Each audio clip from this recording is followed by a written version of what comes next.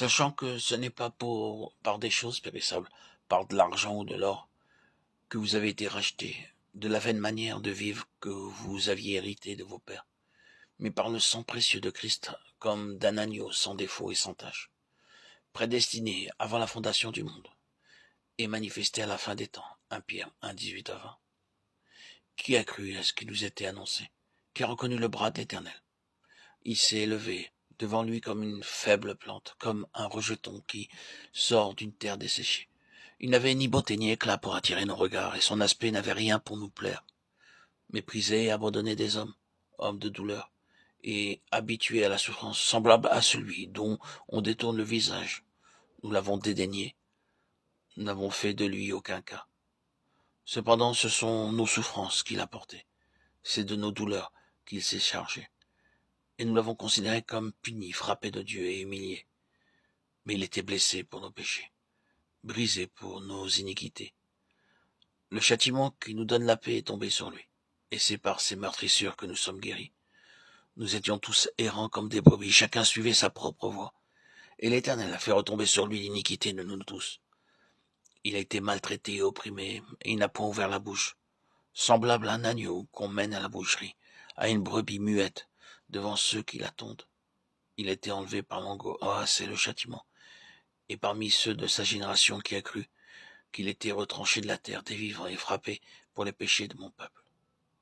On a mis son sépulcre parmi les méchants, son tombeau avec le riche, quoiqu'il n'eût point commis de violence et qu'il n'eût point eu de fraude dans sa bouche.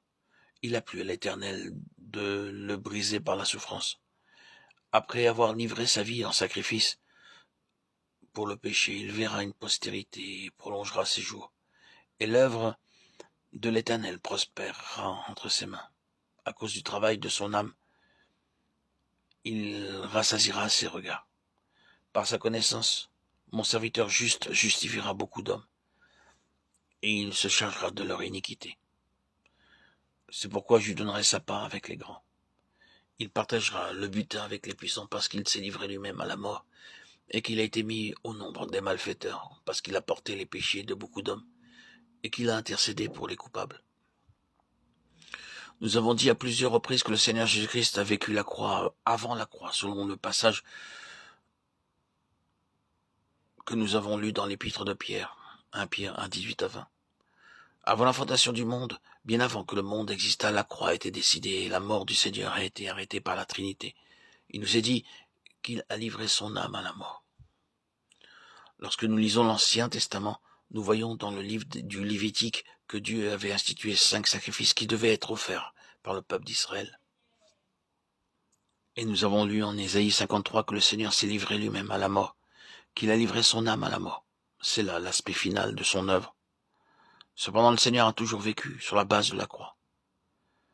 En venant dans le monde, le Seigneur avait un arrière-plan spirituel qui remontait bien avant la fondation du monde. Il aurait pu déclarer « Je suis descendu du ciel pour livrer mon âme à la mort en faisant la volonté de Dieu ». C'est l'arrière-plan spirituel de Jean 6, 38.